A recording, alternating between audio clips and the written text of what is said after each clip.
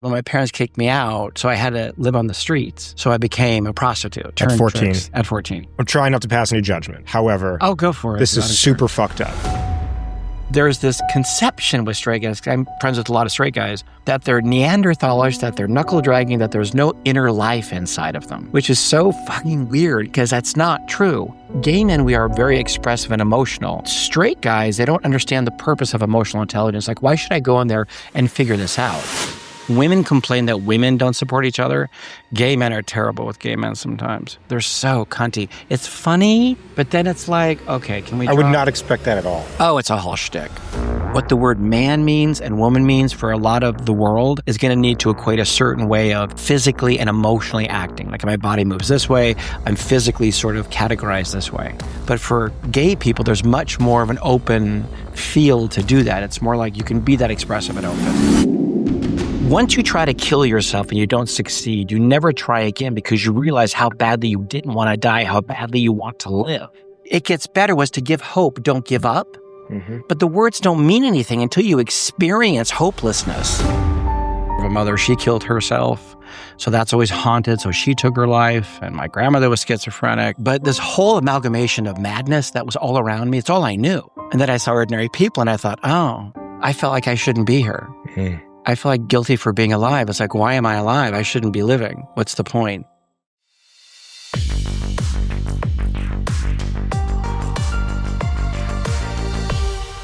What would I need to understand about who Michael was as a kid to really understand who you are today? Now just go for the juggler. We're going right Go for the juggler. Michael as a kid? Yeah. Well, it's so funny because I think of this guy. I have a lot of friends in their 20s, 30s, and 40s that live in West Hollywood where I live right now. And we talk a lot about our past, right? So when I was a kid, I was born in 1964. So I was a kid growing up in the 70s and the 80s. Now, if you look at the outside of it, as a kid, I was like bouncy. I was like a gay Tigger. I was like really, really, really, really into Barbra Streisand. Like, I was always like moaning as a middle-aged woman, like, where's my husband? I was always into that sort of thing. Yeah. So I was very happy, very glittery. But the thing about me that's kind of curious is I was always very optimistic.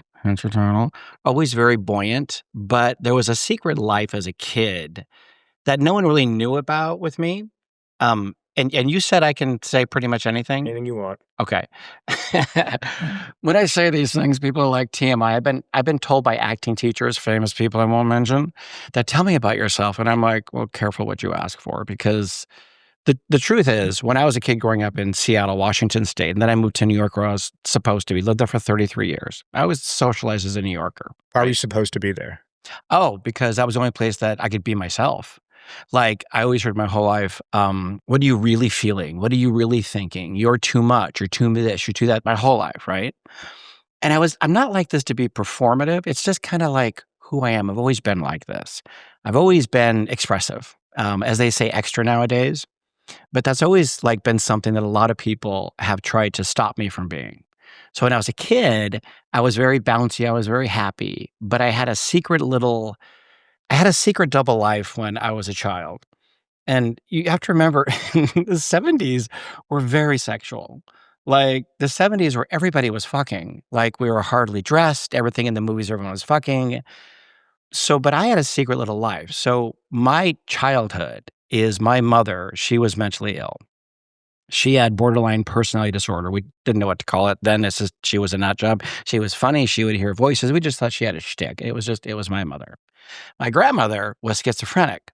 Now, my grandmother, she always heard Elvis. So she'd get on a plane. She'd say that Elvis wanted her to come see him. She'd end up in Hawaii, and I'd pick up the phone, and I'm like, Mom, it's Grandma. She's like, Mother, Elvis didn't call you. You're not supposed. So that was my grandmother. Yeah.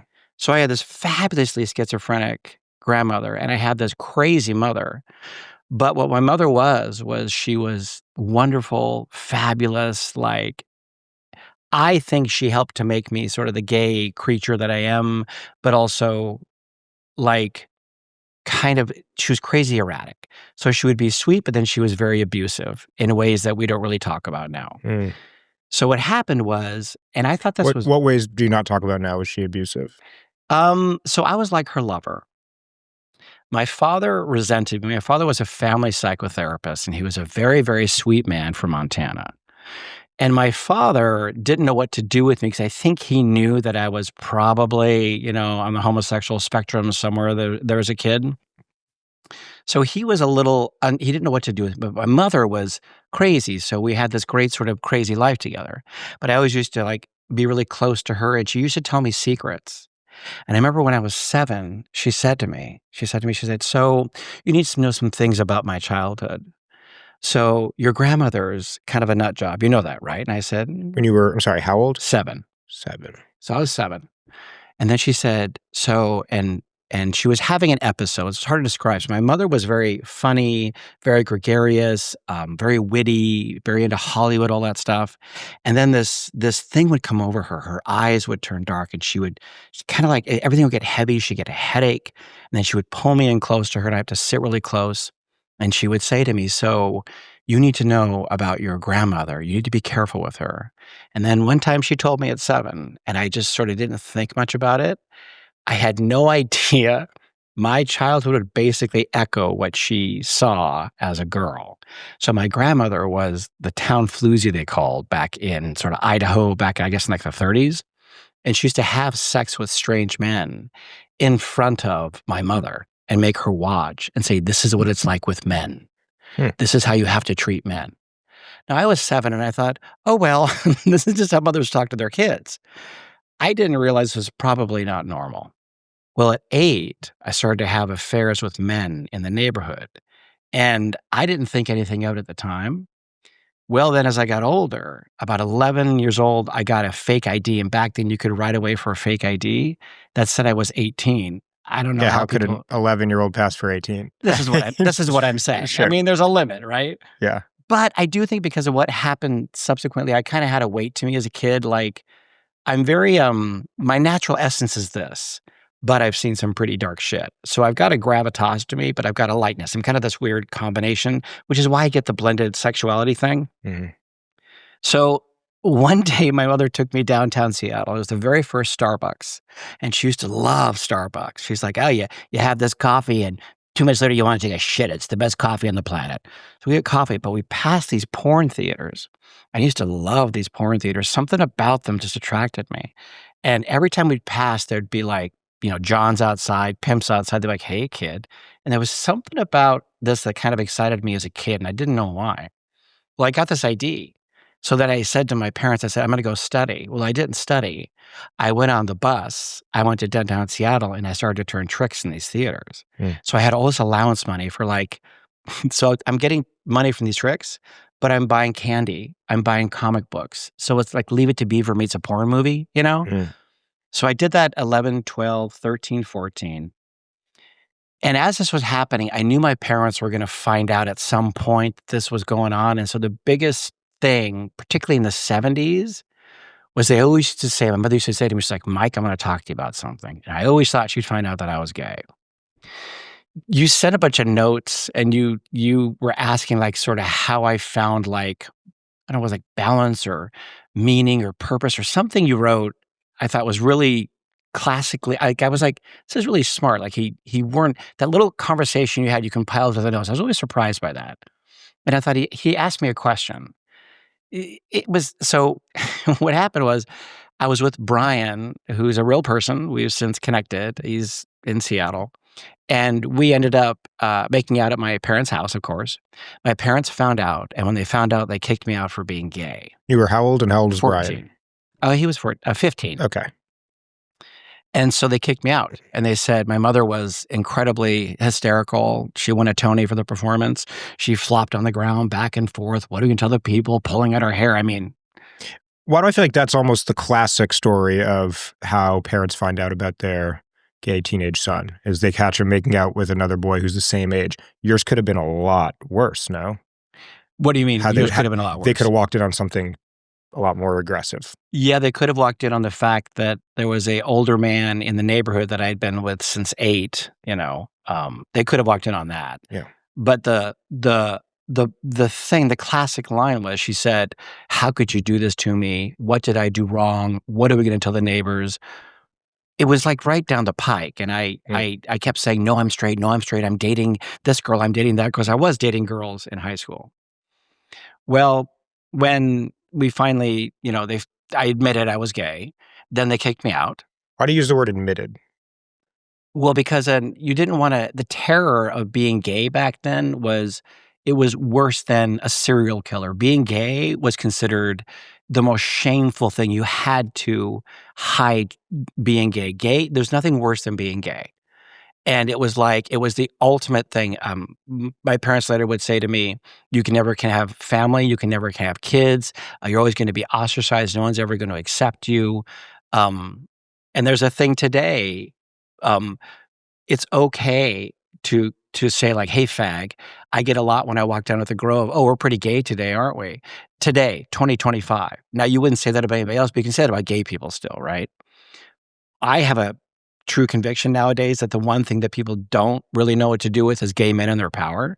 And so when you ask me, what do I do when someone gives a slur? I'm like, oh my God, thank you. That's so nice. There's a taking back of the power of that, right? Mm-hmm. It's complicated now because younger gay people, when I work with them and they may call themselves something other, there's a reason why it's so like the flex is so sarcasm and tough, because what else are you going to be, right? I think we kind of need to soften that, because gay culture and it's funny, people use the word queer a lot, because when I grew up, that was the ultimate no-no. Then in the 90s, queer was everything. Now queer is again the thing. But being gay is about you to create what you are. You can take a sprinkling of masculinity, a sprinkling of femininity. You can take male, female. You can just create whatever you want to be, whatever felt right. And like I can go into a boardroom in a Paul Smith suit and I can play this kind of thing, right? But I can also go into a room with a bunch of gay executives and sort of queen it up. But also at the same time, we're not fucking around. We're doing business. Mm-hmm. So what happened for me is when my parents kicked me out, I didn't realize till psychologically later, so I had to live on the streets. So I became a prostitute, and I turned at 14. At 14. Bizarre question, but how'd you get customers and clients, or was it pretty easy? Well, you have to think about this. I was just going to say, you know what? I'll tell you, baby, but I have to be careful. I call my writing partner baby. He's like, dude, I'm straight. Stop calling me baby. I'd been going down there since 11, so I knew. You already had your book of business. Yeah. Yeah, I knew what I was doing. Your Rolodex. And I knew Rolodex. Rolodex. That's pretty much it. That's right. Yeah. It was easy. I just slipped in. It was like, oh, this is like selling a car, right? Sure. And the guys knew me, so they trained me.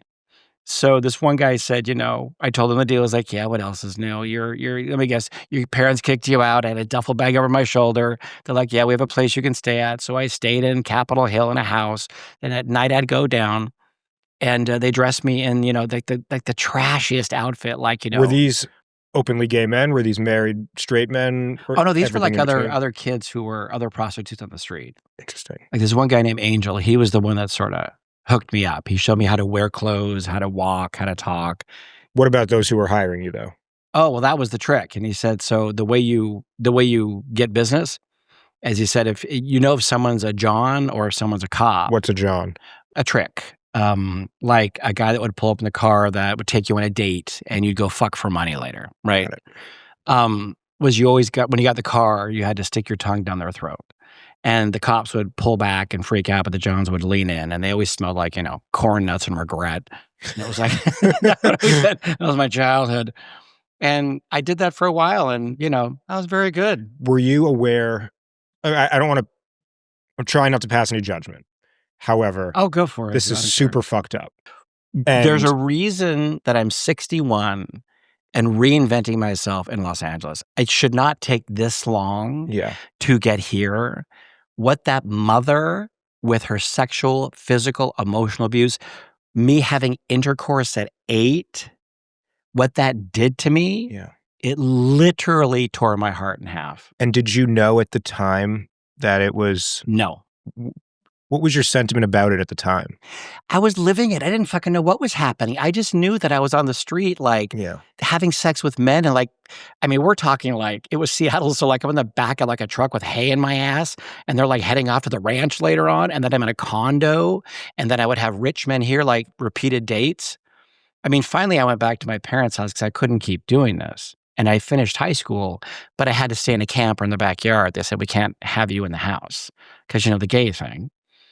But the cracking open was when I saw the movie Ordinary People, and it was 1980, and that's when I was like, oh fuck, my mother's Mary Tyler Moore, and I'm the kid, because I had repeatedly tried, of course, to kill myself.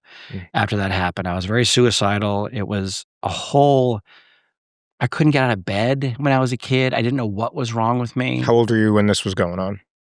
Well, this all like the 14, and then I came back and I wasn't quite 15, and then I'm 15, I'm living in this camper in the back, and then it was like 15, 16, and I graduated when like 17, 1982. So all this was colliding, and I was just depressed. I couldn't figure out why. My dear, I call her a beautiful monster of a mother, she killed herself. So that's always haunted. So she took her life, and my grandmother was schizophrenic. But this whole amalgamation of madness that was all around me, it's all I knew. And then I saw Ordinary People, and I thought, oh, so this is my family. It just cracked open something in me, and I understood this kid. So when Judd Hirsch said to him, so basically you feel guilty for being alive, I felt like I shouldn't be here. I feel like guilty for being alive. It's like, why am I alive? I shouldn't be living. What's the point? For you to be like, oh, I shouldn't be alive, was it because like I've seen some shit, this isn't okay, like I don't know how to get past this, so I should not be alive? Or was it because I'm just a gay person and the world's telling me I shouldn't be alive if I'm gay? I think gay had very little to do with it. I think my mother was so close to the abyss. I think that I peered into the mouth of sort of like Long Day's Journey into Night madness. I think I had that since the very beginning. Yeah. So that madness, that bipolarness, which is one day I'm the greatest kid on the planet and we're singing fucking like Evita for Christ's sakes. And then the next day I'm like creepy kid, which is the name of my books. That's what she called me, shit for brains, dumb fuck, creepy kids, in terms of endearment. You know, it sent this signal that there was something inextricably wrong with me. Like I reject this idea that I'm broken. I'm not broken. But she taught me that because but at the same time, she was so loving and fantastic. That's what's confusing as a kid. So you add on top of it societal's thing about being gay, especially back then. And then you have your own views about being gay. Then you're like, well, is gay who I am? Is gay just what I want to fuck? What is gay? Because then it becomes very confusing. And remind me, so this is the 70s and 80s? Yeah, I was born in 1964. Okay, so you're 1980, you're 16 years old, so then your teens through 20s was 80s, and then 20s, 30s was 90s. Yes, and then I moved to New York in 89. All right, cool. And I was born in 95. Okay. So all I know about the 70s, the 80s, and the 90s is from the movies and television and music. What's your primary impression of them then? The 70s was very, I think about Andy Warhol, I think about CBGB, I think about Keith Haring, and I grew up in New York, so like that's New York. Now I feel really gay. That wasn't your take on it? Oh my God, dude. No, I was like Barbra Streisand, Helen Reddy, obsessed with Elton John. I was right down the pike, sweet pop music gay. Yeah. Like I was that kid. But I think of the 70s, I think of rock and roll and like bell-bottom jeans and scruffy hair, and like that's my view on the 70s. Yeah. The 80s, I think of disco. And I think of like it was more 70s. Saturday Night Fever. So that was more 70s. Yeah, because when I was on the street, Donna Summer's Bad Girls had come out. That was the album of 78, like 79. Okay. So that was like everywhere. We laughed because we were like Donna Summer, right? But that album, it was like my obsession. Yep. And Olivia Newton-John and then Xanadu in 1980. Like I was that bouncy, glittery, fun gay guy who was also doing like porn movies. Yeah. So, which is very strange, right?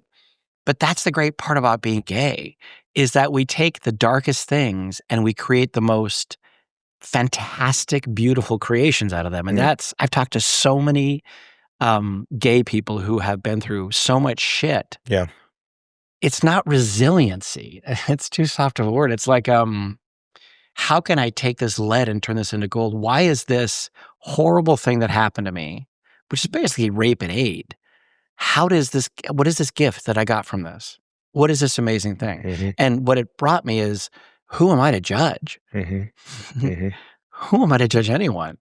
And who am I to judge myself? One eye is different than the other. That's fascinating. One of my eyes? Yeah, one of your left eye is different than your right. In what way? It's larger. This eye droops a little. They call it a lazy eye. Yeah, but the left one is like ephemeral or different, or it's sort of a seeing thing. That's wild. Maybe it's this big light we got here that's No, it's you. illuminating in some regard. Could be It's- the shadow from my hat. Like the eyeball is bigger, or like the eye socket is The iris is larger. interesting. It's more pronounced. Oh. And it seems separate from you. I've never Fascinating. been called out on that. So that's your experience is fascinating because Yeah, but that's a very hetero. It's not an experience though. It's because I wasn't allowed to experience it. I'd say it's been my perception of what media told me, showed me this was what okay. What was your experience? I wasn't alive in the 70s and 80s. Well, no, I mean like in the 90s.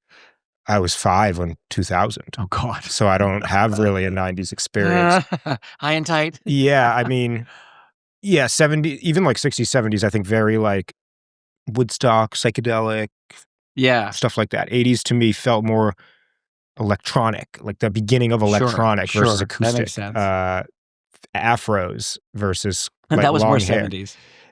The disco, the Saturday Night Fever, Yeah. like that's just how the platform shoes, the sparkles. Yeah, that's the 70s. Disco, I was like, that's the 70s. Because I always thought that was the 80s. Oh no, that's definitely because Saturday Night Fever is 1977. Okay. So we used to go. My mother and I used to go all the time. We saw it 4 times. So Saturday Night Fever was like everything between Saturday Night Fever summer of 1977. Then you had Grease, which came in. That was all. But Grease took place in the 50s, no, or the 60s. That's correct. But it was 1978. Yeah. Yeah. But but Saturday Night Fever is a dirty fucking movie. Like, I don't know if you know this, but when they came out with the R-rated version. And so my mother and I went and saw it. And she's like, why is this so fucking filthy? Then they came out with a PG rated version because they were making more money off of it. And the PG was just the same thing without them saying like, you said I can say any word, right? Cunt and all that sort of stuff. But really, really dirty, right? I'm gonna make her come. That was it. Yeah. Yeah. So the 90s, I think of as grunge. Yeah. I think of Nirvana. Yeah. I also think of like a really bad time for fashion, which for some fucking reason is back now. But I think of the kind of the boom of Wall Street. Right. That makes sense. And that makes sense. Enormous wealth. Yes. And that makes sense. a Democrat in office. That makes sense. Yeah. And then honestly, like pretty much my earliest memories was 9/11. I was 6. And then like 6 months later, my parents sat me down in the living room and said, we're getting a divorce. Like those are like my earliest memories. How old were you when your parents got divorced? 6. Oh, that's so little. Yeah.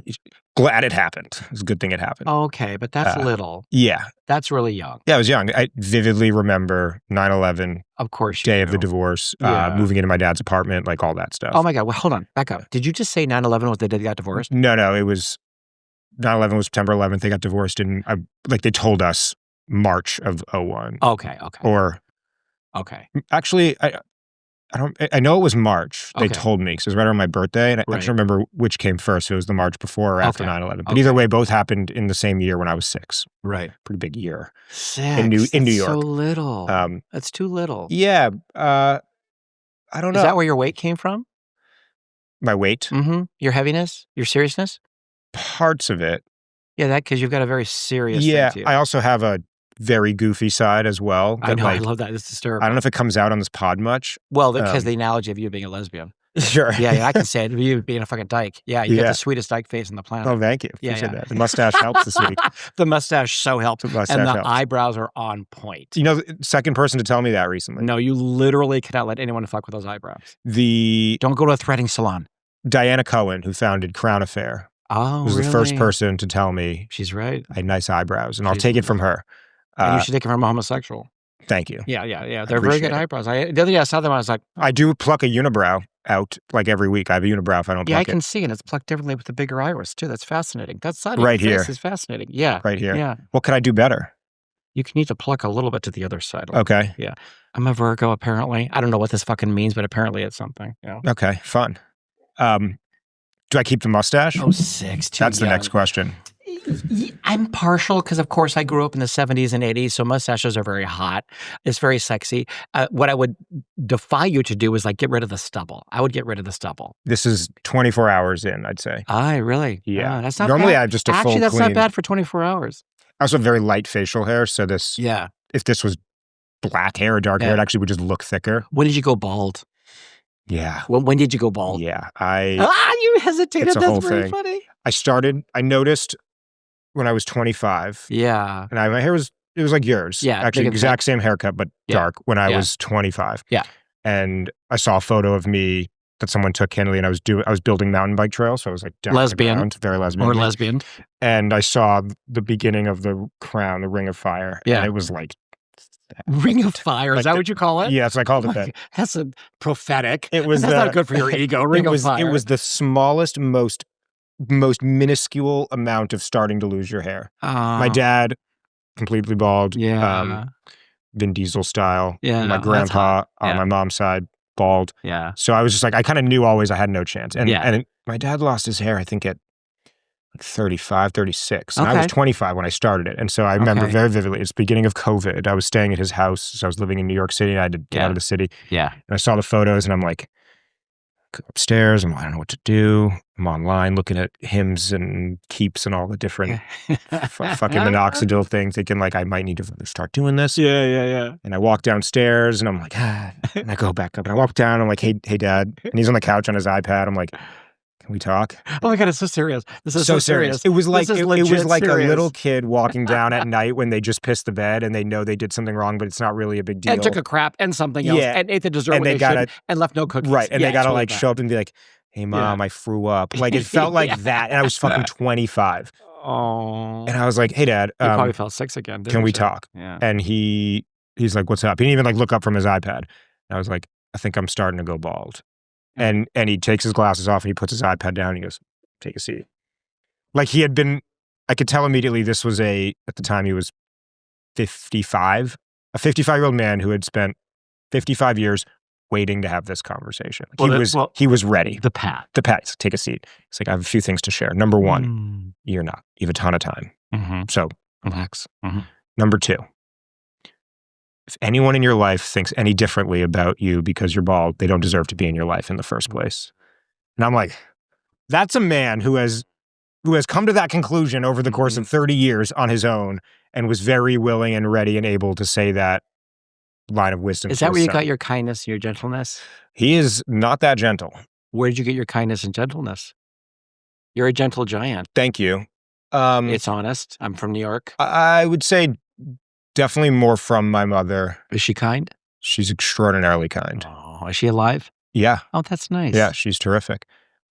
So then I grew my hair as long as I could. Mm-hmm. Of course you did. And covered it for like 2 years. Oh God. But Give eventually anything to see those photos. Yeah. And honestly, it was pretty good for like the first year. And then it just started to look weird. But it was down to my shoulders. I did the Bradley Cooper thing and Good for you. Looked good. And that eventually it was just like, you can tell I'm clearly trying to cover it up. Yeah. So then I shaved my head and I went down to like a 5. Like I got a buzz cut. Yeah. And it was pretty good. And then 6 months later, I went down to a 4. Yeah. And a 3, and then I a love 2. you know the names of them. And then a 1. It was just like, it was the face clipper, but I put it to my head. And, I stopped going to the barber after that. He'd be like, he shaved my head. And then after that, I always did it myself.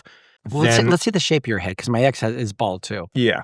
But you got a good shape. Decent shape, See, I I think. prefer you without the hat. Oh, thank you. I just very prefer. kind of you. Well, no, it's my But ex. then- the same sort of like puss and everything. So then on July 4th, Mhm. so Mm-hmm. 3 months ago, Mhm. I was surfing with some buddies, obviously not wearing a hat, and my head was shaved at a 1, but you could still see that there's dark hair there. Mm. And I saw some photos after of me surfing, big waves, Mhm. and I saw like you really are balding. Like you just look Okay. like it's balding. I was like, all right, that's it. We're going down Did you just accept it? down to the skin. And I was really, really, really hesitant Yeah.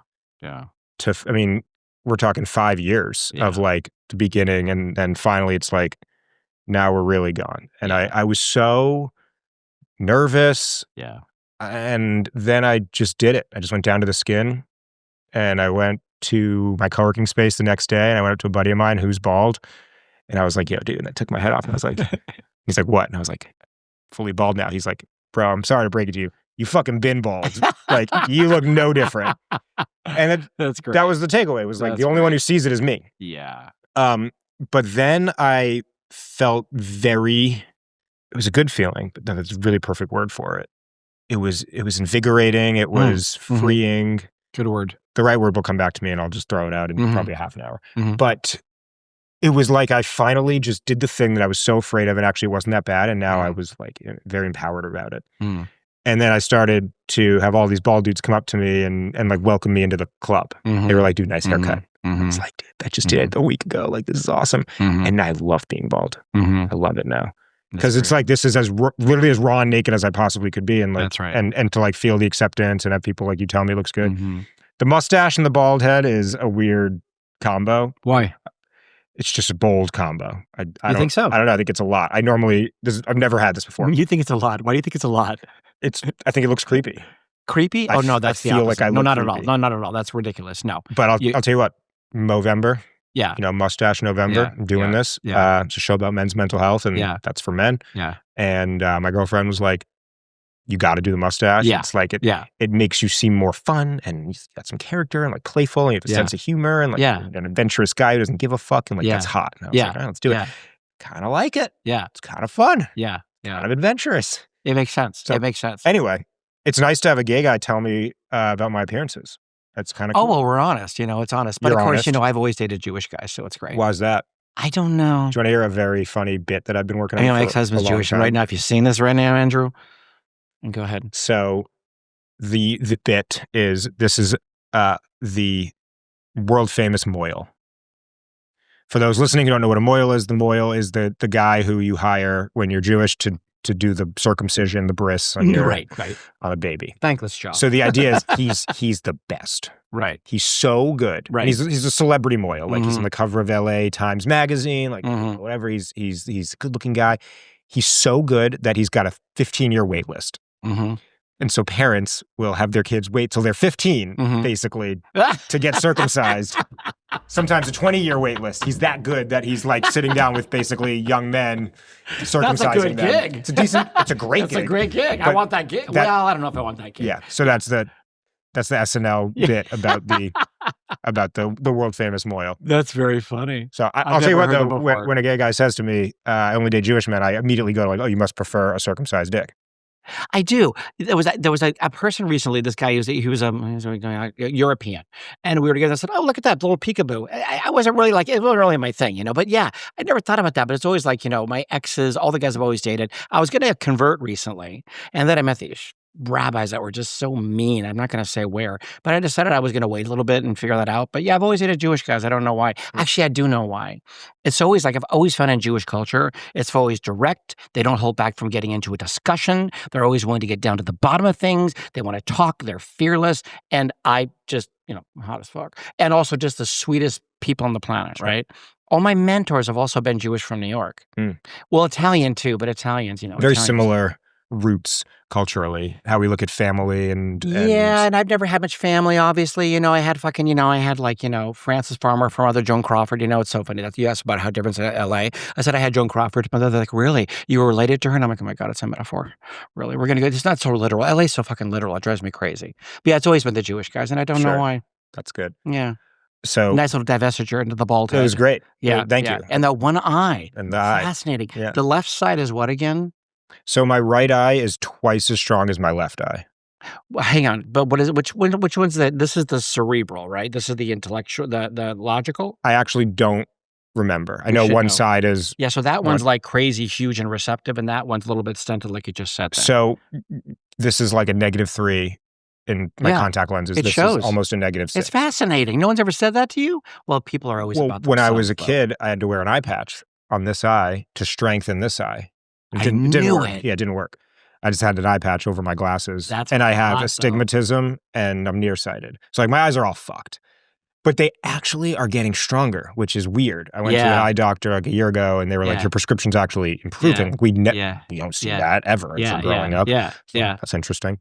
But yeah, I did notice a couple years back in photos of me smiling. Yeah.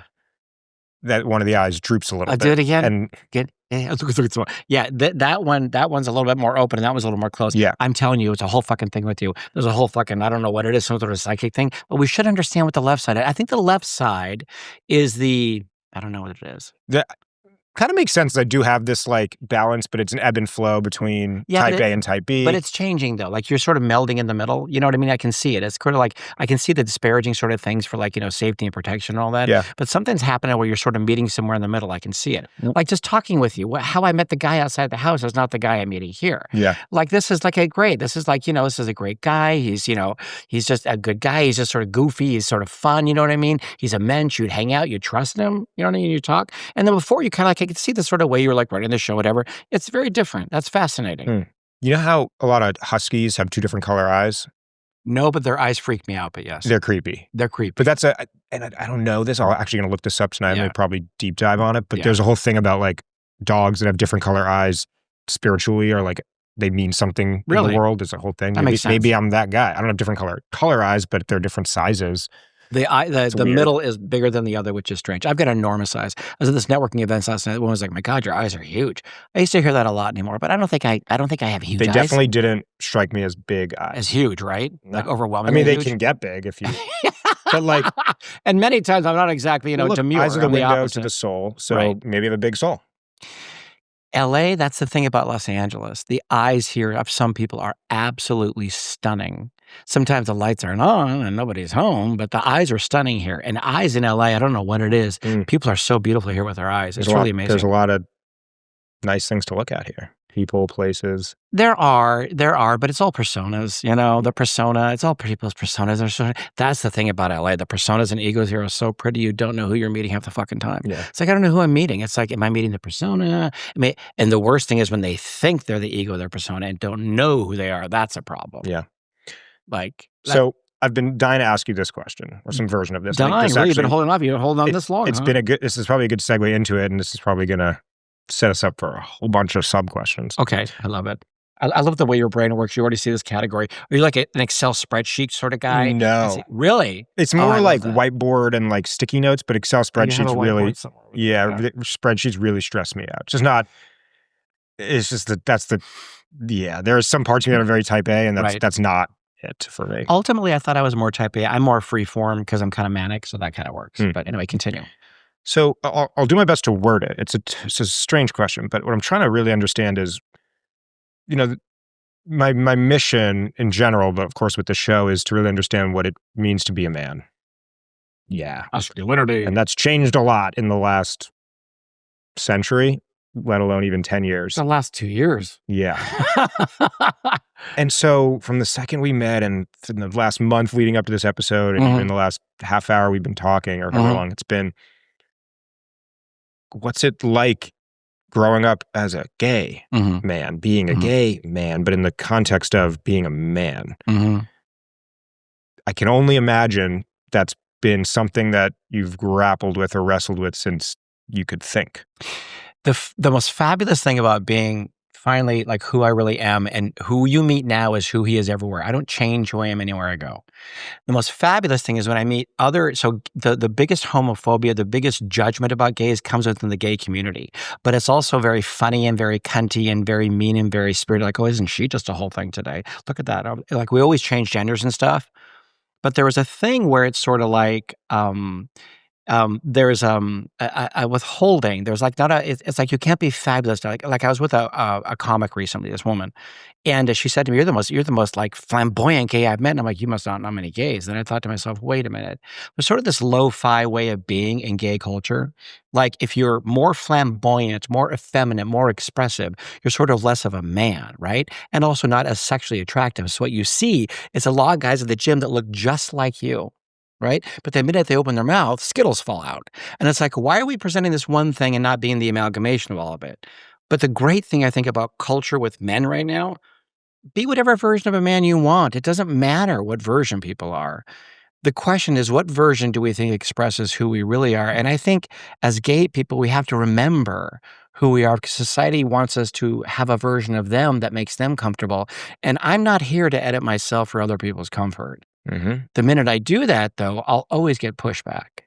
So, you see this thing happening now where what makes a man? What is a man? And I think we have to define for ourselves what is a man. As a gay man, it's being comfortable with that expression of femininity, that expression of masculinity. And also, there's a freedom in that. But if it's performative or it's doing it to get a response versus naturally and organically coming from you, but I do see a thing in the gay culture where there's an assimilation, you know? It's probably 'cause I live in West Hollywood, but everybody kinda looks similar to a certain degree, and it's funny, straight guys are dressing more gay, and gay guys are dressing more straight, which just cracks me up.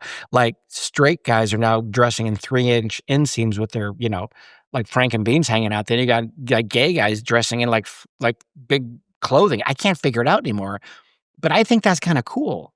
Yeah. But that said, I have a practice and I help people with their mental health and I help people with their life and their spirituality.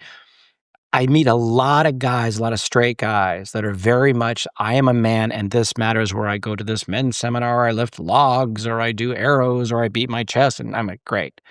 There's this conception with straight guys, 'cause I'm friends with a lot of straight guys, that they're Neanderthalish, that they're knuckle dragging, that there's no inner life inside of them, which is so fucking weird because that's not true.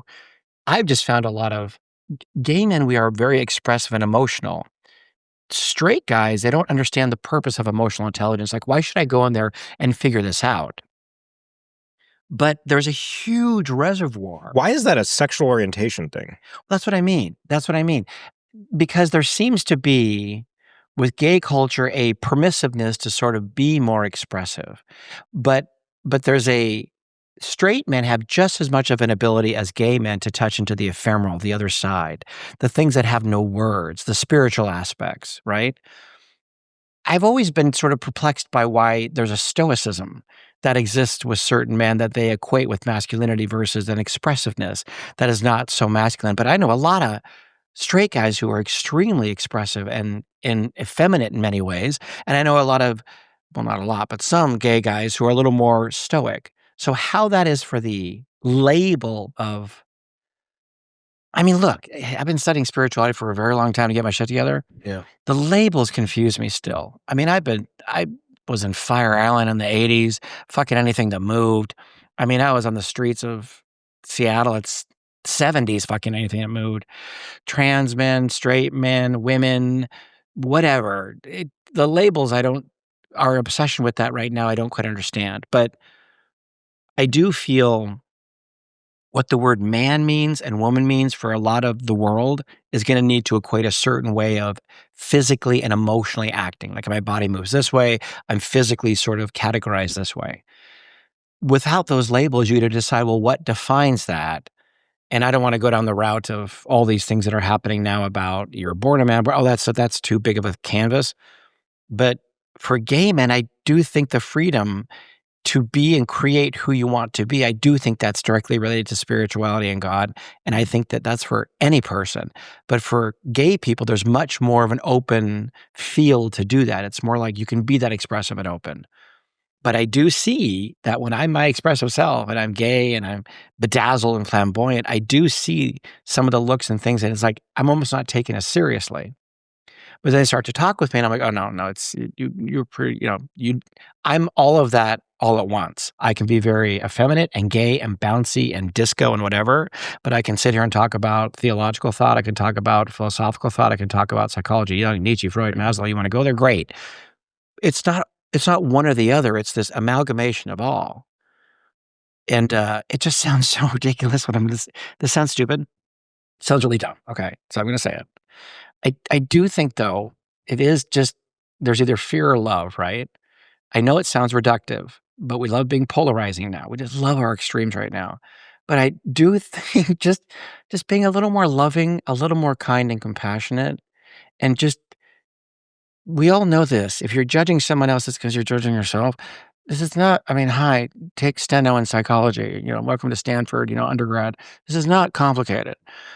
But I do think what's happening now is this beautiful thing where it's like, just don't be such a fucking dick. Don't be a cunt. Just stop it, okay? Because if you're going to judge me, you don't like yourself, okay? But I don't want to be on the other end of that. So stop projecting it. Can you just be kinder? And you don't have to like me, but respect me and just treat me as a human. Yeah. Beyond labels. So let's talk about teenage boys. for a second. Okay. When I was a teenager, I got bullied, I think, a normal amount because Why? big lips, skinny. Jewish thing? No, not even. Big lips, skinny? Yeah, it was just like every boy Teenagers are horrible. teases other boys. And I, at the time, and this is kind of the meat of this whole discussion here, is like, at the time I was just receiving it and like getting upset and hurt. It was hurting me. How do you internalize it? What'd you do? Back then, did you eat? Did you hide? Smoke weed. You smoked weed? Yeah. And I would kind of just like take it. Take it. I would just take it. What does that mean? Someone would say something and I would just be like, all right. Like I wouldn't fight back. Did you feel anger? Sure. What did you do with the anger? Just held it in. Yeah, but what happens with the anger? Then you hold it in. Comes out when I was in my 20s. Oh, fascinating. So you think that deposited, then came out later? So, but I wanted to fight back physically, verbally, but I wasn't confident that I could hold my own. I was skinny as hell. Mm-hmm. I was a great hockey player. I was a very good hockey player, but my school didn't have a hockey team, a football team. How'd you know you were a good hockey player if your school didn't have a hockey team? Played for other schools and I played for club teams. Oh, okay. So okay. I knew I was a good hockey player, but everyone I went to school with knew I played hockey sort of, but don't care. They didn't know I was a good hockey player. So I never came to the games. Okay. And when you're a teenage boy, typically, especially in Northeast, your worth is based off of how good of an athlete you are. Really? In school. You think that's true? That was definitely my experience. In your realm, right? In my realm. Versus the homosexual was always like, can you sing? Can you hit a high C? Yeah, that wasn't my world really either. Yeah. So I just kind of felt like very middle of the road. Couldn't get laid. Couldn't get a girlfriend, let alone get laid. That's ridiculous. And I think I was just a late bloomer. Let's just put it that way. Okay. But the bullying thing, at the time, I just kind of took it. Yeah. And as I got a bit older, started to learn about what's going on psychologically for young men and young people as their brains are evolving. And I learned that what's actually happening with bullying is somebody is just getting to you before you can get to them. So they're protecting themselves. So the kid who makes fun of my lips being too big and that's how he's going to attack me, turns out he is so insecure about something he's got going on. So he hits me first before I could possibly wound the thing that he's insecure about. And so I remember very vividly, I'm not going to name his name. If he's listening, give a letter. Give a letter. He used to tease Aaron. me every day on the bus. And we'd go on the same bus. He teased me every day on the bus for how big my lips were and all this stuff. He had a really intense twitch in his eye. Go like this a lot. And fascinating. I always wanted to look at him and be like, you really, dude? Like, looking back, like, really? You're going to make fun of my lips? Do you fucking look in the mirror and like, yeah, flirting with me much really? Is what I would what's going on with the eyes, dude? Like, sure. And then looking back, it's like, he was just getting to me before I could get to him because he probably went home and like couldn't stand that. And so, okay, I look back and I'm like, who gives a fuck about the bullying? It's all just everyone trying to protect themselves. No one actually means what they're saying. They don't even know what they're saying. Right. So the whole big lips thing, the skinny thing, it meant nothing. Right. I can only imagine what it's like to be bullied for being gay and actually being gay. Could a 13-year-old boy, could a 16-year-old boy recognize and internalize that for being teased for being gay? It's actually not at all about that. It's just about the bullies. No. What would you say to that boy? You're not going to, well, you may be intrigued with this answer. It's going to be a very strange answer. I'll tell you that right now. I would love to sit here and go into a whole like diatribe about how young and bully and what's going on and born this way and kids who are bullied. But you know the real problem? You don't have words for it then. It's just happening. You're trying to get through it. You just want to get it done. You know what I mean? That happened to me a lot. I was called Brian Butthole. I was in cheer crew. I was called a cheer queer, all that stuff. I was that guy. It happened all the time. But the weird part is that never gets addressed when you're younger. So that little gay kid lives inside of you your whole life. So you become less than. Because if you are that, then you're going to be bullied. You don't feel safe. So what you just said is exactly right. But this is going to be very weird. A year ago, at 60, I walked into CrossFit class at Equinox on Sunset. And I love Equinox on Sunset. I work out there all the time. And I have a big, as you know, my big disco water bottle, handmade, bedazzled by a friend of mine, and not a single jewel has fallen off this thing. Isn't this fucking gorgeous? That's great. This is like my fucking totem. And so that thing, I love it. It's like me. I love it. So I go into class and I'm having I wore a Richard Simmons top on and my little 3-inch shorts and I'm just feeling myself. I'm having a great time. I used to teach aerobics in the 80s. So I was like that guy. And I'm in there and I'm jumping around, having fun, dancing, working out.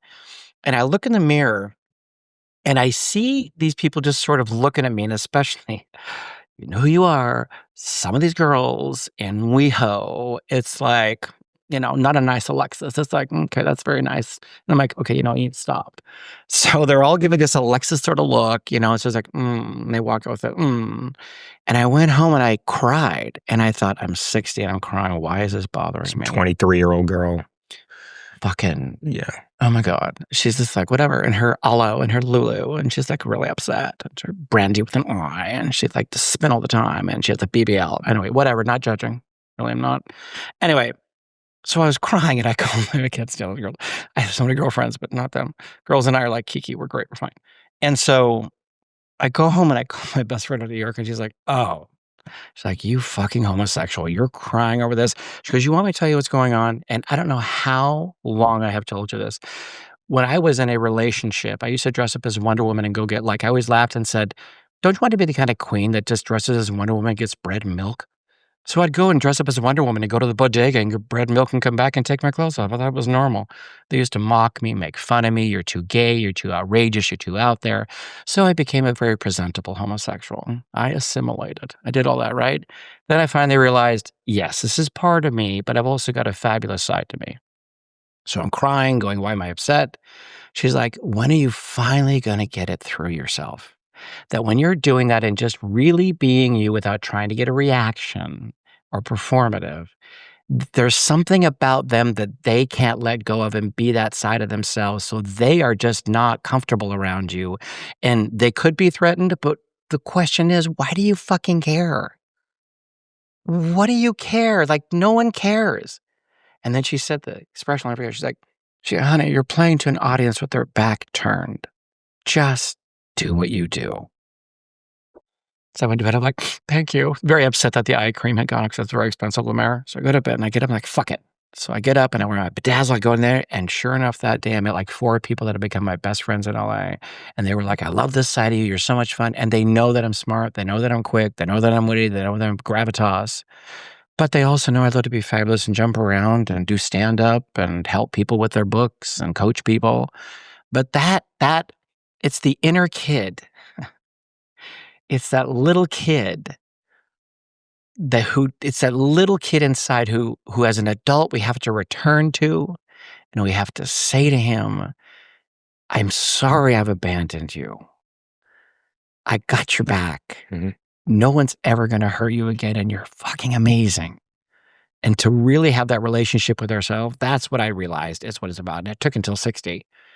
And it happens when it happens. But I didn't know what it was at fucking 13. I just knew that everyone didn't like me because I was gay and I was queer. And, at the same time I wasn't normal. I was going in porn theaters and, having sex with men. And when I wrote about this in my book, I wrote about that part, that was the hardest part to write about. Those years, Mm-hmm. And to think that I was always like, I'm not gay. So what if I like Barbra Streisand? We're talking deep Barbra Streisand. So what if I liked Elton John? I mean, I was so classically gay. It's not even funny. Remember that whole campaign 10, 15 years ago that it gets better? I think that was the It Gets Better I think campaign. it was Dan Savage, who my mother knew his mother, by the way. I have a whole story about that I can't say. Yeah, the backstory being a campaign about older gay men. Just not kids. It's all sharing surface. with kids. It's all surface. It doesn't go Yeah, deep enough. What's your take on that? What was actually at the time? Yeah. What was your take on that, and the gay community's take on that? Right. They were trying to give hope. Yeah. They're trying to. And I would imagine it was largely in an effort to help prevent teen suicide. Right. And I've talked to a lot of kids because I was one of those suicidal kids who was on the street. Right. Yeah. The once you try to kill yourself and you don't succeed, you never try again because you realize how badly you didn't want to die, how badly you want to live. And I say that all the time. I work with homeless kids. I talk with LGBTQ. So one of the reasons I came here, this is I wrote a TV series based on the books Creepy Kid, right? And I've been showing this to people, and they're like, who wants to watch a show about a 14-year-old prostitute? And I'm like, oh, I'm sorry, adolescence much? About a kid who's a killer? Oh, I'm sorry, taxi driver much? The point of this is to say there's millions of gay people out there who are trying to find out, how do I take these darker aspects of myself, these things, this rage, this anger? How do I create this into something beautiful? But how do I become unfuckable with? Like, don't fuck with me. But how do I stay a loving, compassionate person? So the it gets better was to give hope, don't give up. Mm-hmm. But the words don't mean anything until you experience hopelessness and are with somebody that says, I've been there, stay there for a minute, embrace it. Have your breakdown. I told that to you. Have your breakdown. Because until you go into grief, this is why gay men my age, sometimes we can be considered to be kind of ridiculous. We never had the prom. We never got a chance. We never could go on dates. Like, there's a whole world when you're straight, like, oh yeah. It's like Harvey Fierstein said in Torch Song Trilogy, just imagine that the world told you that you had to be gay. Just imagine. What would that be like? And you know you're not. You know you're straight. You know you like girls. But you must be gay. That's what it's like to be gay. You must be straight to be accepted. You must be straight to hold hands on the street. One day I'll never forget, with Andrew, my ex, walking down the street, and I'm like a Labrador retriever. I'm sweet. I'm kind. I'm cuddly. I'm in my Nathan Lane era. I'm fat. I'm cooking at home. I'm studying Martha Stewart. I'm a housewife in Queens. What do you want? So we're walking down the street one day holding hands, and he loved his older daddy. He was kind of heavy, you know. So we're walking down the street holding hands in the West Village in the 90s. And these guys come up, they're like, hey, faggots. And I turned around and I was like, what the fuck is wrong with you? You're in the wrong fucking place. And they backed up. And Andrew's like, where did that come from? And I'm like, I don't know. I was like, I don't know where that came from. He's like, how did it feel? Oh, we fucked him. We went home and fucked.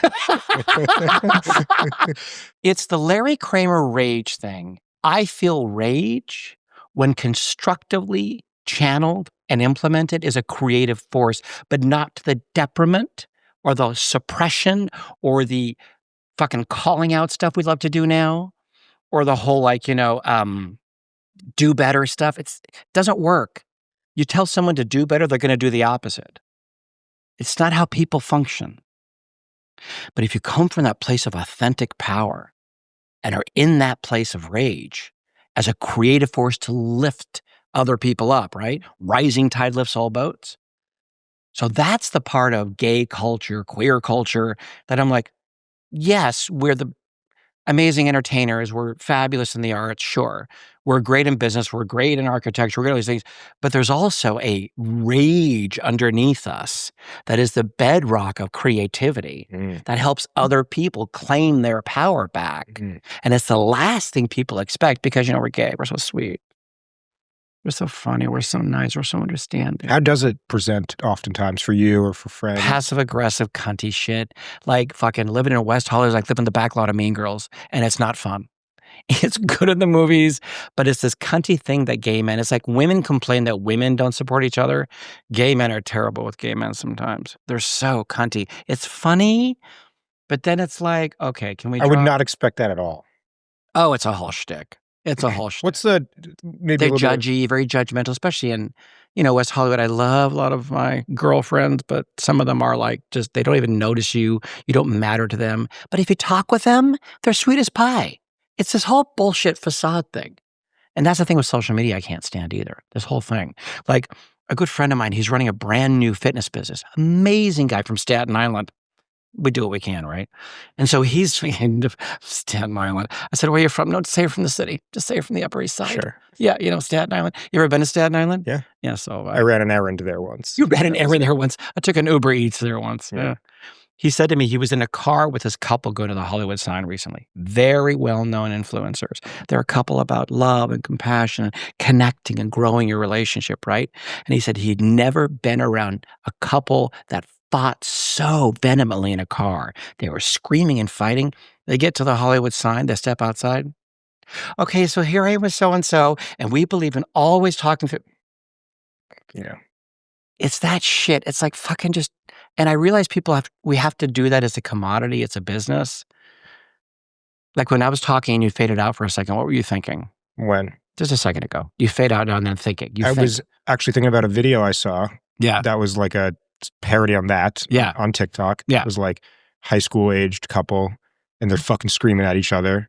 And then they turn the camera on. They're like, here we are at our whatever bodega doing the thing. And like, no, honey, fuck, turn the camera around. And she's like, sorry. She's getting all pissed at him that he's filming it wrong. But then the recording is them being perfect. And that's. What is that? I mean, it's at the surface level, it's absolutely just playing a role. But what is it deeper? Because I've thought about this a lot. For who? The two people in the relationship? In real world, you can't just be idealistic and say, stop being like that, because it doesn't work that way, because they got to make money, so they got to sell something. And we all know half the shit, 3/4 of the shit we see on social is bullshit. We know it's selling a product, it's selling a persona. We know that. Yeah. I think it's outrageously fragile egos. I agree. Which is insecurity, purely led by external validation. Correct. Which means we're lacking. Which is okay. It has to be, because it's never going to change. And it's, I feel bad, it's sad for them. Mm-hmm. I've been there, for sure, for a lot of my life. And it usually stems from one of the same few places. And by the way, I'm not a psychiatrist, I'm not a psychologist. Oh, you don't have to preface any of that. I don't know. I don't have any science behind we're me. on the internet, act like a fucking expert. Yeah, I'm kind of just like picking up on stuff. And right. Now I'm a white dude with a microphone, and now I can talk about mental health. Can I say something? That sort of thing, I get why that humbling sort of pie thing, that reductive thing, that's not. You're an extraordinary soul, and you're very kind, and you're very voracious. You're, as I said to you in the car, the note surprised me. You didn't give this impression at all before, because, I was always like Mr. ADHD, like getting to you with the texting stuff, and you're busy. I kept to remind you, and you finally got back, right? It's like, what is this going to be like? Then I got the notes, and I was like, oh, it's a deep reservoir of an intellect with you. There's an extraordinarily inquisitive thing about you. I appreciate that. So you don't have to but go ahead, continue. I see that a lot, of course, in the influencer, creator community. Yeah. I can give some examples. Please.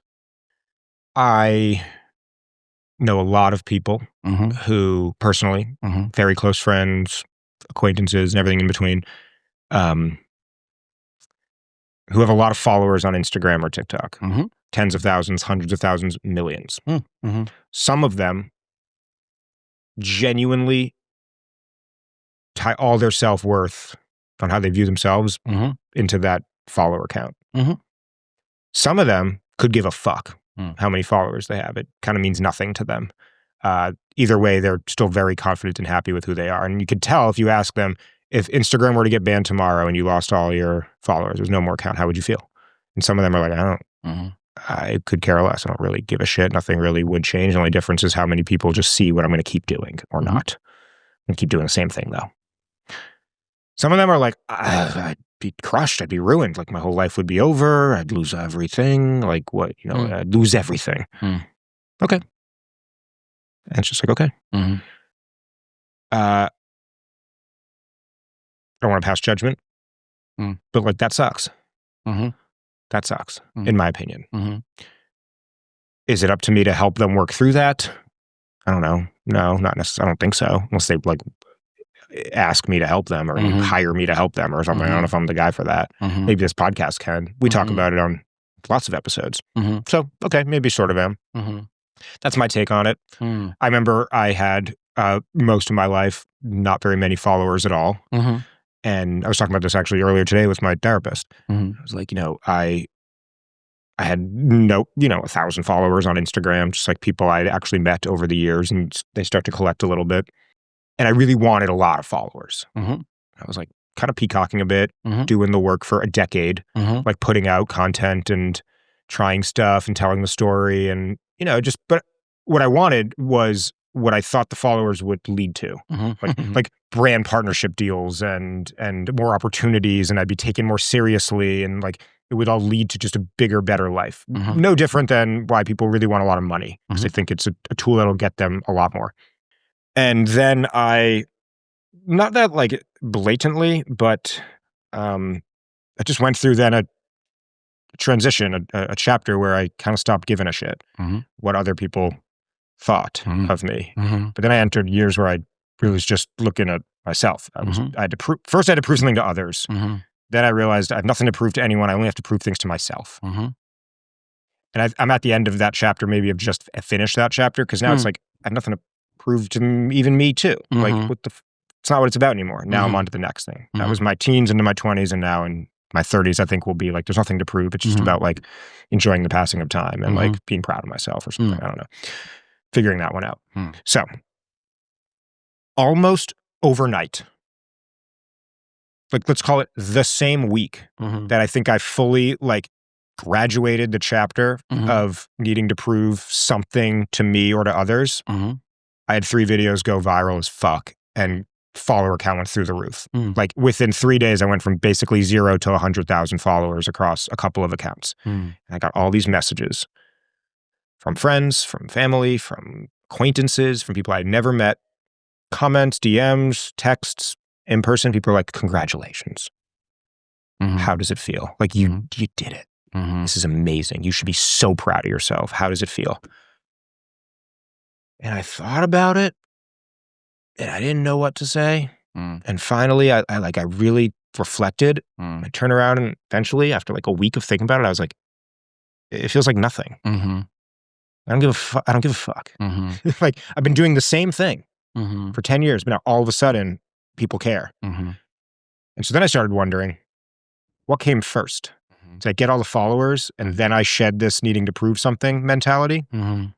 I think I actually shed the needing to prove something mentality. Mhm. And then the God or the universe or whatever you want to call it Mhm. rewarded me and said, now you've earned Mhm. all the followers. Mhm.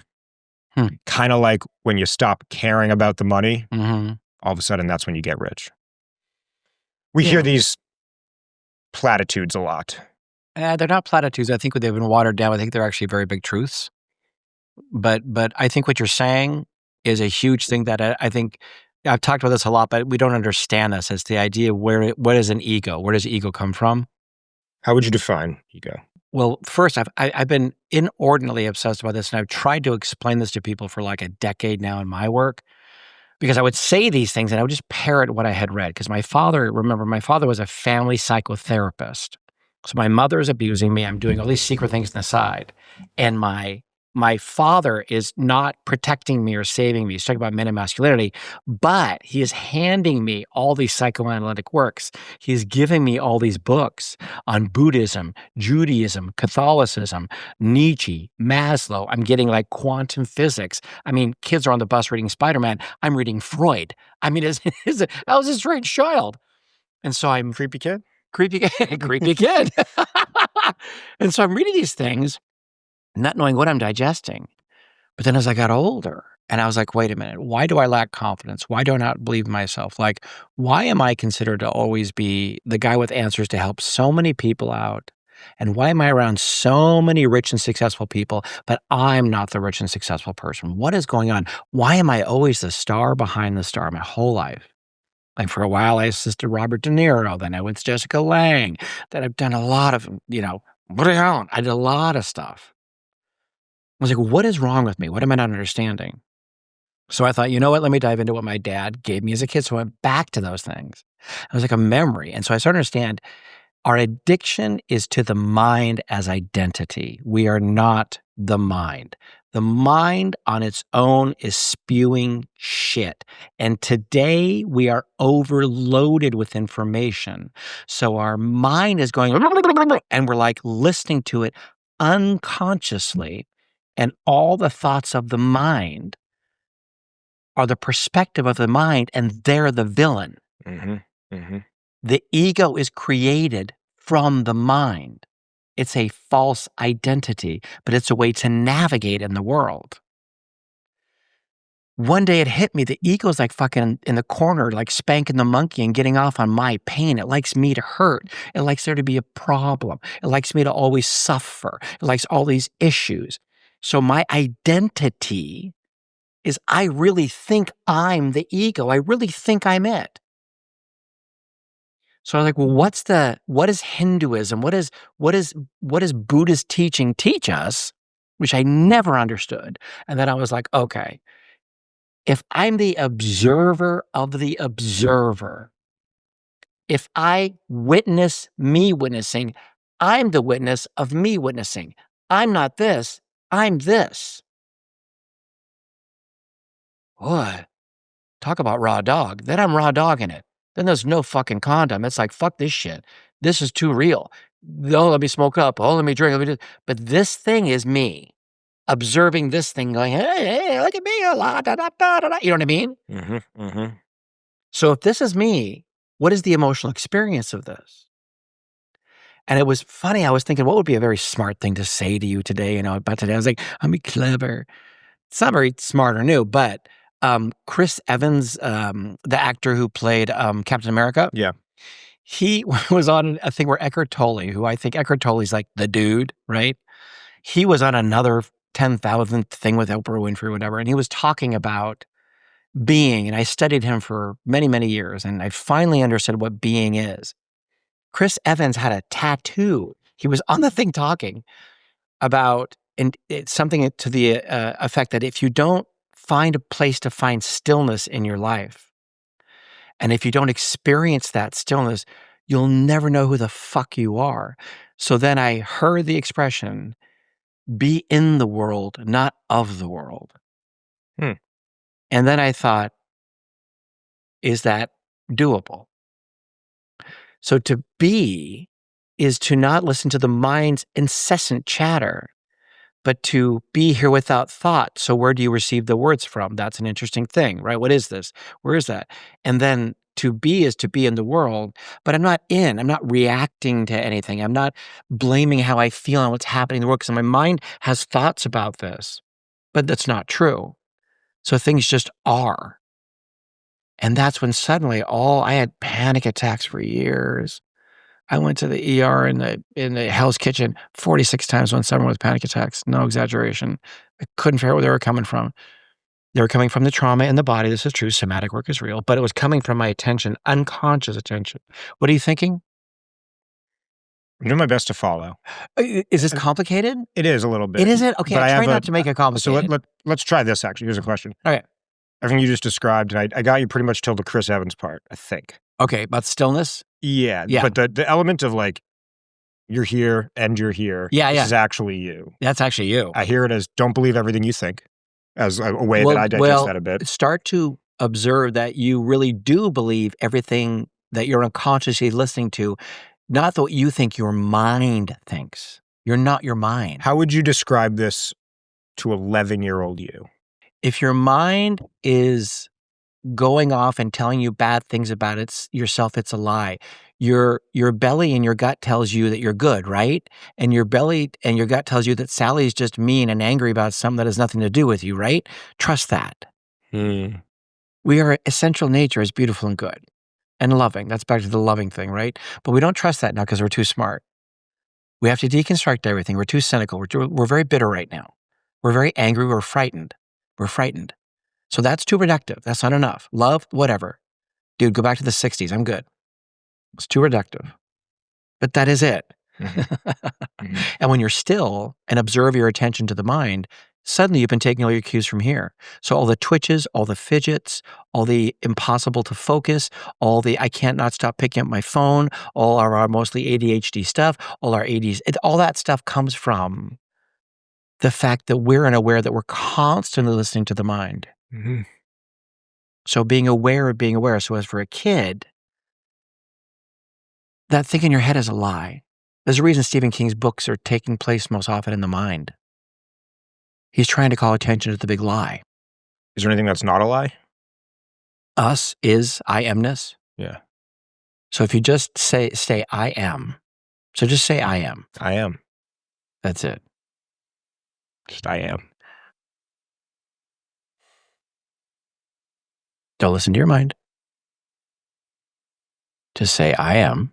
I am. And just let it go in your body. Just let it go. That tightness. Drop it. Drop it. Just let it go. I am. I am. It's hard to say. Why? Why do you think you cleared your throat? I have no idea right now. Your mind does. Is your mind the truth on its own? No. That's right. It's a lie. So what is the truth?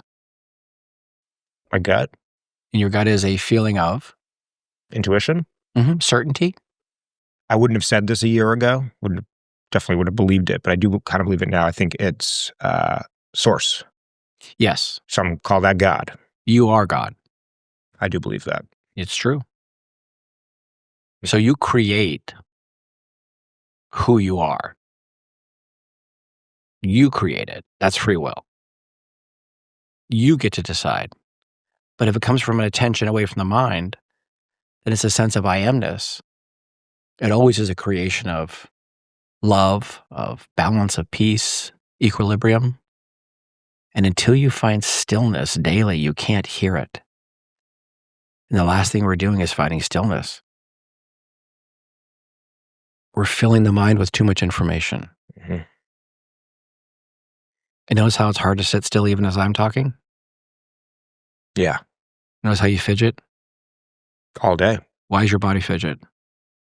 I think it's just, well, I've learned that emotion is energy in motion. Mm-hmm. I think I've got a lot of it just trapped all over the body. Yeah, so how do you release the emotion that's in your body that's not serving you? Well, nowadays it's through a couple practices, breath work, Mm-hmm. Good, great, meditation, fantastic. and like a somatic mental practice of observing the feelings coming up in the body and just sort of like sometimes verbally out loud or just in my head describing like what's the feeling. It's like a squiggly tingle in my arm and like now it's moving up the arm and oh now it's like in the side of my face to my face. What oh now it's like really hot. Like what is that? Like What's the origin of the physiological symptoms? of what? The squiggly things. I don't know. So negative emotion that you feel inside your body. What do you do with negative emotion that you feel inside your body? I just try to feel it because I think it's just it just then? wants to be felt. And then the next action is? For me or like what I should do. Well, should. I don't know about that. Yeah, what do you want to do? Is there a right answer or are you just Mhm. asking me my practice? I'm not sure I know the right answer. I think you do. What do you want to feel more than anything else? Awe, So joy. awe is on a higher rung scale on emotions. So before we can get to awe, you have to release that fear that lives inside your body. Mhm. So when you release that fear that's in your body, then you reach up to a point of courage. Mhm. So if you were to go inside your body right now, any anxiety you're feeling, anything you're feeling, let it rise to a crescendo like a symphony. Mhm. And then just drop it and let it go. Do you know what I mean by that? I think so. That's a weird thing, I know. Drop it, let it go, just let it go. Just let it go. Let it roll off you. Just let it go. Let it rise. Welcome it. Welcome all the negative emotions. You welcome all the negative emotions and you just let them go. You just let them go. Feel them sliding off of you. Off of you, off of you, letting him go, letting him go. Off your body, letting him go. Off your body, off the legs, onto the floor, letting him go. Now let in the feeling of relief. Let in the feeling of lightness. Let in the feeling of peace. Let it rise. Let it fill your body. Let it consume you. Let the anxiety go. Feel it, let it go. Surrender it. And let the peace come in. Let the relief. Welcome every emotion. Surrender the negative. Let in the good ones, the juicy ones. See, that's your natural state. You're not fidgeting now. Nothing's moving.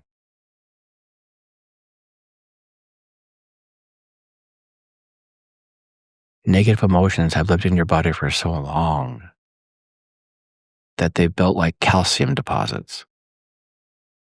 And when you surrender them as they're felt, the next time they're felt, they're not as strong, depending on how long they lived in your body. If you keep your eyes closed, I can take you into a meditation if you want. Yeah. I'm going to have you breathe in through Welcome your it. nose for a count of 4. You're going to hold for a count of 5. And you're going to breathe out for a count of 6 for 3 rounds. Just follow my voice.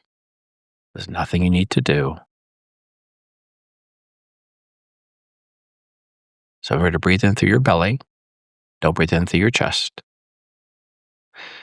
Breathe in through your nose for a count of 4. 1, 2, 3, 4. Hold. 2, 3, 4, 5. Out through the mouth. 1, 2, 3, 4, 5, 6. Excellent. Into the nose. 1, 2, 3, 4. Hold. 2, 3, 4, 5. Blow out through the mouth. 1, 2, 3, 4, 5, 6. Now one big one into the nose. 1, 2, 3, 4. Hold. 2, 3, 4, 5. And blow out through the mouth. 1, 2, 3, 4, 5, 6. Keep your eyes closed. Now, in your mind's eye, I want you to visualize a space. Can be anywhere. Inside, outside. A park. The beach. A house. In the space, I want you to imagine a circle of something. Can be anything. Lawn chairs, logs, doesn't matter. See the space in your mind's eye. Now, in this space, nobody can come and no one can go without your permission. You are entirely in control in this space. There's nothing you can do wrong. There's nothing that you can do incorrectly in what I'm about to say. There's no right, there's no wrong. It's impossible. Now, in your mind's eye, inside, I want you to ask for a younger version of yourself to come forward. They can be any age. They can be any gender, any shape. Just allow them to appear. And when you see them, if you do, just say they are here. They're here. How old are they? 25. 25. What are they wearing? Like a black, um, sort of puffy collared jacket, Mm-hmm. pair of blue jeans, Mm-hmm. barefoot, white t-shirt under the jacket. Mm. That's it. What's the expression on his face? He's smiling. Is he really smiling or there's something behind that? He's really smiling. I want you to walk up to him and I want you to say to him, I'm sorry I've abandoned you. Sorry, I've abandoned you. How does he respond? Give each other a hug. He's still smiling. He says, it's all good, dude. Give him a big hug. Tell him he's a great guy. You're a great guy. And then in your mind, I want you to whisper to him, you can trust that I'm going to come back. And in your mind, I want you to tell him, no one's ever going to hurt you again. And in your mind, I want you to tell him, you can believe me. And finally, in your mind, tell him, I love you very much. You're a great guy.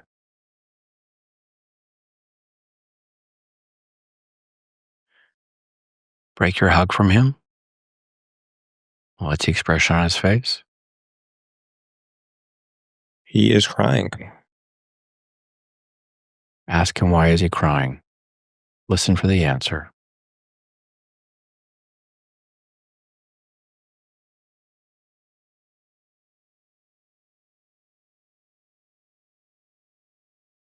He says, "Thanks, man. I just didn't really know how badly I needed to hear that." Tell him in your mind there's nothing you can do wrong with me.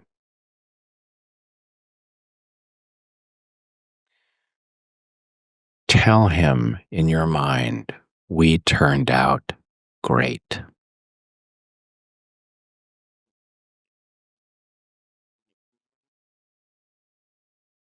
Tell him in your mind, anytime you're scared, anytime you're worried, I'm the one person you can come to.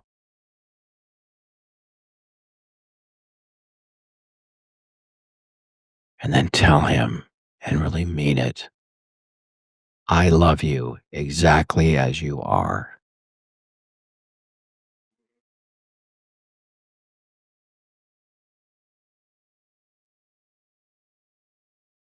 Give him another hug.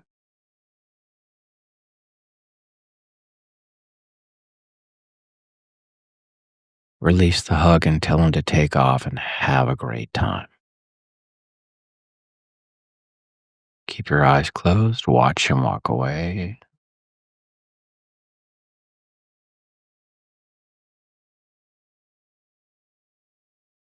Breathe in through your nose. 1, 2, 3, 4. Hold. 2, 3, 4, 5. Out through the mouth. 1, 2, 3, 4, 5, 6. In through the nose.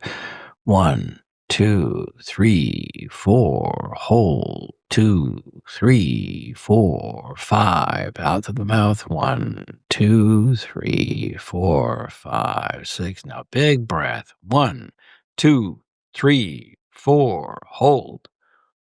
2, 3, 4, 5, and blow it out like Darth Vader. 1, 2, 3, 4, and 5, and 6. Open your eyes when you're ready.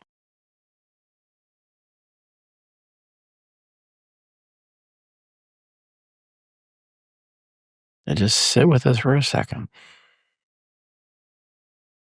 How does it feel in your body? Don't look at the equipment. Don't look at anything. Everything's fine. My hands feel very heavy on the table, Mm-hmm. but it's kind of nice. It's like they just are the table is what it feels like. Put your hands out like this. Now focus on the energy in your hands. Do you feel it moving? Mm-hmm. Now look at me. This is you. Any other emotion outside of this is a distraction. This is you. Balanced, calm. Not once did you fidget. Clear. In the chair. Not looking at the equipment. Looking at me. Out of your mind. This is the state. Be this in the world, not of the world.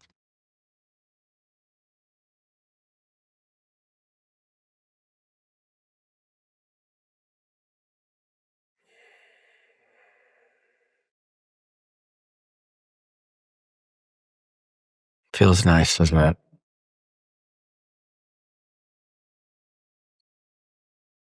When's the last time you felt this calm? Without thinking of all the things you have to do. You have a checklist a mile long in your head, and you always cringe right here. As if you're always. I don't know the last time I know I've been there, but I can't remember when. It was not in my head of all the things I gotta do. Yeah, your list is enormous. You can trust that God will take care of most of that. If you've made it this far, He's expecting you, by the way, to keep doing as well as you are because He's depending on you. He doesn't have anybody else. So if you're not enjoying the ride in addition to being on the ride and chilling and having some faith, then you guys aren't going to do very well coming up. How can you tell that that's exactly what I needed to hear today? I know the answer I'm supposed to give, but I just know, and I've sensed this for years with people. I just know. The answer you want to give, is that different than the answer you're supposed to give? I don't know how to explain it. For the past 10 years or so, I've just really understood things, sensed things. It's LA, so I don't want to say the words, but you know, I can pick up, I see things, but I sense people very deeply. And it's been increasing. Maybe it's getting longer in the work, I don't know. But I knew that's exactly when we first met, what you probably were going to go with me towards. And as we talked, presence, I think, gives all of us that ability. Presence is our gift to each other because all we have is this. But now, over the next week or two, probably month, your whole month will be different now. There's a thread that's occurred, so that will leak over into the rest of your life. And you have this innate sort of splintered gift in you that you still don't understand yet, which is why you have two opposing sides. You live between two scrims, but the scrim is very, very thin with you. So because the scrim is very, very thin, it's actually an extremely selfish thing of you not to share that gift with the world. That's really why you're doing this.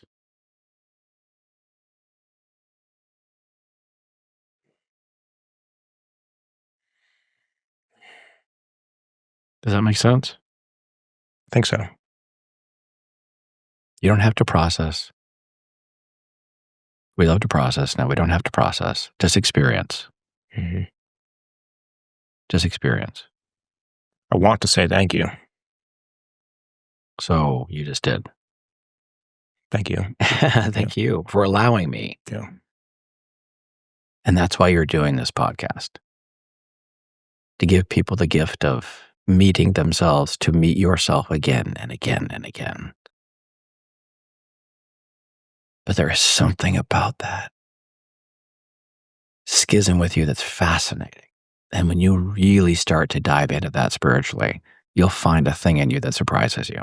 Mm-hmm. Mm-hmm. It's why you're drawn to this and can't stop thinking about it. It's why you wrote the questions you wrote.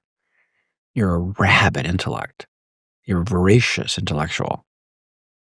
That's absolutely something to be cherished. You got very lucky.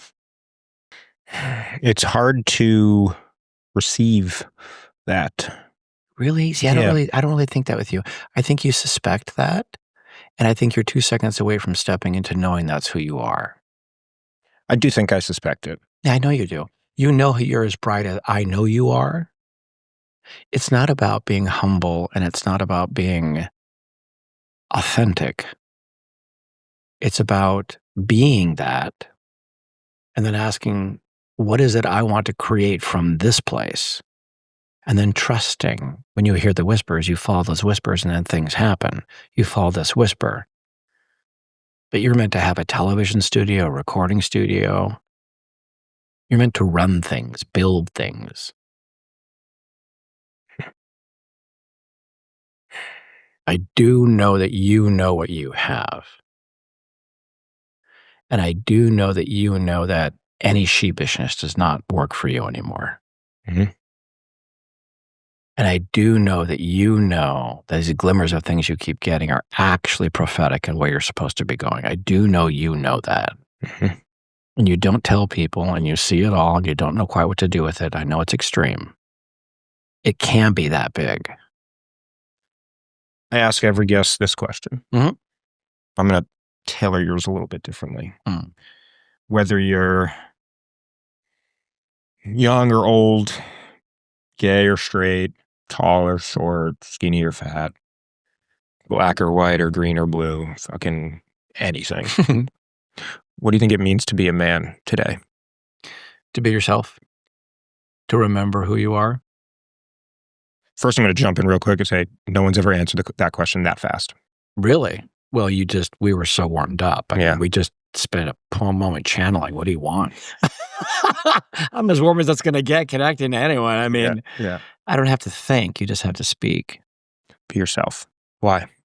Because that's what we're here to remember who we are. Remember, not discover. Remember. Why? Because the cellular purpose of why you're here and the discovery of that and to share that essence with others for our own edification and others is the primary purpose of our life. It always comes from a purely positive place. It always comes from a loving place, a joyous place, a celebratory place. That presence, that rapid state of awareness is where we are ourselves without thought when we open and express. Who would you... Can I play my own my own version of that exercise to you for a sec? Yeah. Can you close your eyes? Oh, yeah. All right, sweet. I'm gonna impromptu come up with this on the spot. First of all, I am gonna say there's no way I can speak in as elegant and soothing as a tone as you did, but I'll try my own version. Mm-hmm. I'd like you to imagine a desk with a computer on it, Mm-hmm. and there's someone sitting at the desk. Mm-hmm. Could be anybody. Mhm. A real person, a fictitious person. And they are listening to this podcast. Mhm. They're actually watching it on YouTube. Their headphones on. And they're really engaged with it. To start, can you describe the person to me? Mm-hmm. Mm-hmm. Crazy hair, German, old-fashioned clothes, bespeckles, gnarly fingers, brown shoes, crinkly chair, overlooking a courtyard for some reason on a wooden desk. And now they're at this segment in the episode, Mm-hmm. and they're really eager to hear Mike give them a couple things to walk away with. Mm-hmm. Could be one thing, could be 50 things. What would you like them to walk away with when they get up from their desk and go for whatever they're doing next in their day? A new understanding that it's possible to change any trajectory in life. It's simply a matter of us choosing and then taking that trajectory. That there are people dedicated to the celebration and connection to consciousness to help other people elevate the level of chaos and fear in the world right now so that we can all come together finally in a way we never have before the world becomes on fire. And that the small, innocuous moments do culminate in an experience of meaning and purpose, and that those experiences, once travel down, can then lead us to what we're looking for, which is the exquisiteness of what is now. And in 1 year, that same person, exactly 1 year from right now, when they're listening to this episode, what are they doing differently? Are they a different person? Can you describe what has changed for them in the year? Their faith in humanity, their belief in people's wantingness to change and desire to change, and their understanding finally that separatism is an illusion. That the state of unification we've all been craving has been achieved to a greater than they could have expected degree, and for that, they can die content. You can open your eyes whenever you want. Thank you. Mm. This was a lot of fun. Mm. This was cool. Yeah. This was a different one. Was it different? Yeah. I wasn't sure when I came. I was like, I'm probably going to be different than the other ones, but I wasn't sure if that's what you wanted. First off, Yeah. appreciate you. Thank you. Genuinely. Made me sweaty doing that last part. Cool.